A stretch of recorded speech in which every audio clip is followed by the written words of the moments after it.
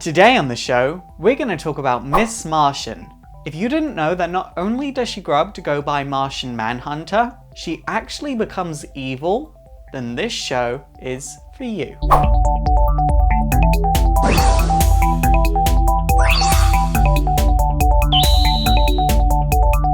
Miss Martian, a white Martian disguised as a green Martian. She would first appear in Teen Titans Volume 3, number 37 in the August of 2006. Miss Martian was created specifically to be a member of the Teen Titans between Infinite Crisis and 1 year later. And even though her stay with the team was kind of short, she would make a huge impact. So, to really understand where Miss Martian is coming from and where she's going to, you need to learn about green Martians and white Martians. Now, the green Martians were very peaceful, they were a very kind race, they were philosophers and teachers and really easy to get along with.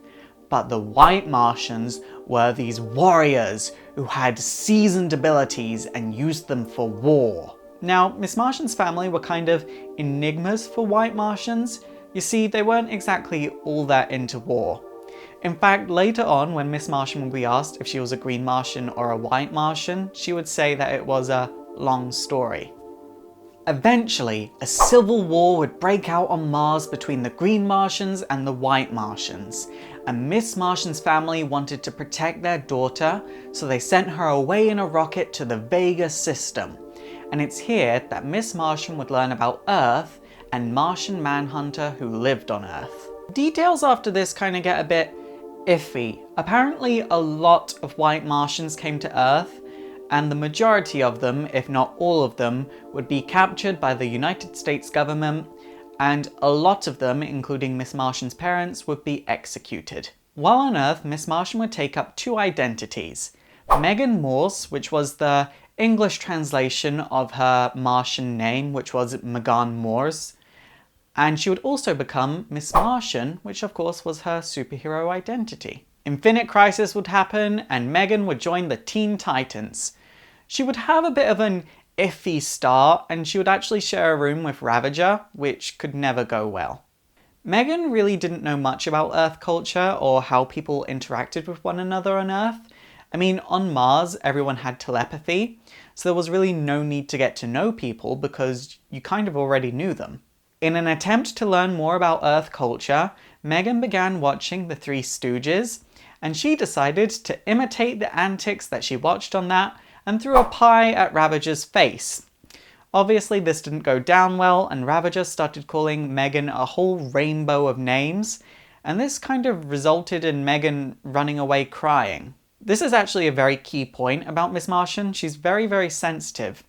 It's been heavily implied that she doesn't identify emotions like most people do. She feels them. Like, if you're sad, she'll feel that you are sad. So when someone begins calling her names and other people are thinking bad things about her around her, she is going to be so sensitive to that, so she is going to run away crying. A whole year would go by and there would be no sign of Megan. Then eventually the Titans would run into her in the Tanami Desert in Australia. Megan chose the desert rather than all the other luscious places on Earth because it reminded her of her homeworld. And I think this is really important because she never wanted to leave Mars, and this is evident time and time again through Megan's actions. Turns out that Raven had gone missing and the Titans were looking for her, and they would ask Megan for her help. Megan would refuse to do this because she'd actually very recently been in contact with Raven, and Raven asked Megan to scan the minds of all the old Titans in search of a huge secret, but Megan would refuse to do this because she didn't like scanning the minds of good people. All in all, Megan couldn't point the Titans in the direction of Raven, but she could point them in the direction of Bombshell, who just might be able to help. The Titans left and Megan broke her personal code of conduct. She would scan the minds of every single former Titan, and when she got to Bombshell, she found out that he was no Titan, but a mercenary who was searching for the disc that held the life essence of the deceased Titan Jericho. Megan tried to warn the Titans, but Bombshell would attack her with a device that would reveal her true white Martian form, but this didn't stop her, and she was a very valuable asset to the team in bringing down Bombshell, and after this, she would rejoin the Titans. It's super effective! The next major thing would be when Cyborg takes Megan to Belle Rev to scan a depowered Bombshell's mind. Megan's a bit iffy about doing so at first, but she goes ahead anyway, and she discovers the existence of Deathstroke's Titans East, and then speak of the devil, who should turn up but Deathstroke's Titans East. During the battle, Megan would be tortured and attacked by Sun Girl and Inertia. Sun Girl was especially powerful against Megan because all Martians are kind of weak against fire, and they all have a fear of fire as well. During the torture, Sun Girl would claim that in the future that she and Inertia are from, that Megan is actually their personal slave. So here is where I want to take a quick moment to explain to all of you the difference between a possible future and a parallel universe. Now we all know that DC Comics are set in a multiverse, which means countless parallel universes that have different outcomes and different starts. If we take the example of Marie from Earth 22, who was Dick Grayson and Starfire's daughter from that Earth, you can really see where the universes begin to go into the impossible. Lots of people say that Dick Grayson and Starfire might get together and actually have Marie in the main universe. And I say that will never ever happen in the main universe. One, because it doesn't fit in with Dick Grayson and Starfire's story in the main universe, and two, if they did that, Dick Grayson and Starfire in New Earth are the type of characters that would stop crime fighting to bring up their baby. Like, do you really think Dick Grayson would risk his own life after he lost his parents? No, he would never do anything like that. So he would stop crime fighting and bring up his baby, which would get rid of Nightwing, which would make DC lose so much money because Nightwing is one of their most popular Bat Family characters. You need to keep in mind that the Dick Graysons from New Earth, Prime Earth, Earth 22, Earth 16 are all totally different people with different backgrounds that have a lot of similarities, but at the end of the day, the way they deal with their pain, they deal with everything to do with them, is a totally individual thing. Now, possible futures, in my opinion, are a lot more interesting because they were really broken down and explained to me very recently because they always used to confuse me. But let me explain my new understanding of them to you. Say like I'm standing here and I'm trying to decide whether I should drink my Diet Coke or not. The me from the future where I do drink my Diet Coke and the me from the future where I don't drink my Diet Coke could both appear at the same time. They can both try and convince me of which one I should do, and say I choose not to drink my Diet Coke, well, the me from the future where I do drink my Diet Coke would stop existing and he would just fade to nothingness then and there. So the difference is possible futures are a series of events that have the potential to happen in that universe, whereas parallel universes are a different universe with very, very similar people, very, very similar events, but at the end of the day, they are different people and different events, and they have their own strings of possible futures. So you might be wondering, well, why the hell is he going on about Coke when we should be talking about Miss Martian?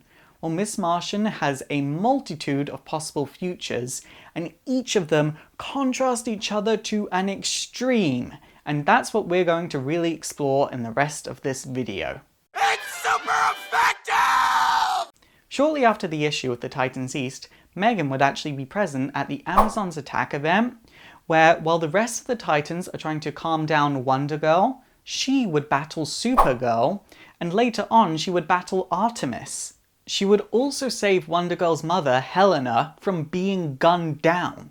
Later on, Megan would encounter her possible future self, who looked older, was totally evil, and totally gave in to her white Martian instincts. She called herself Martian Manhunter. Miss Martian and Martian Manhunter would take part in full-out battle, and in the battle, aspects of Martian Manhunter's personality would merge with Megan's. This would result in Megan having something similar to dissociative identity disorder. Like, from time to time, she would lose control of her mind and her body, and she would do outright evil things like forging documents so she became a citizen of Arizona. Soon after this, Megan and Kid Devil would be kidnapped by the Terror Titans, and they would be taken to the Dark Side Club in Manhattan. Kid Devil was brainwashed into taking part in trials of combat, and obviously the brainwashing did not work on Megan, and she was able to use her telekinesis to free everyone of their own brainwashing, and the only one she actually had any difficulty with was Kid Devil. For a while, Megan was having a really hard time controlling her future self, so she decided to take a leave of absence from the Titans to work on her physical state and her emotional state. Megan would go on to infiltrate the Darkside Club disguised as the Star-Spangled Kid, win the tournament, and free all of the contestants from their brainwashing at the hands of the Clock King. Turns out that Darkseid and the Terror Titans had tried to put together a brainwashed meta-human army, which Megan had pretty much put a stop to.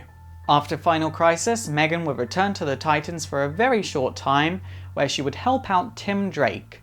Turns out that he had to make a public speech, but he knew that an assassin called Scarab was going to try and attack him. Megan transformed into him for the speech, and she was shot in her lower torso. She would be taken to the hospital as Tim Drake, and this is where she and Tim Drake swapped places, and she returned to her normal, unhurt form. She would eventually leave the Titans once again and return to her base in the desert, and here she would be attacked by a female Green Martian and essentially be left for dead, but she would be saved by Martian Manhunter, which is a very good thing.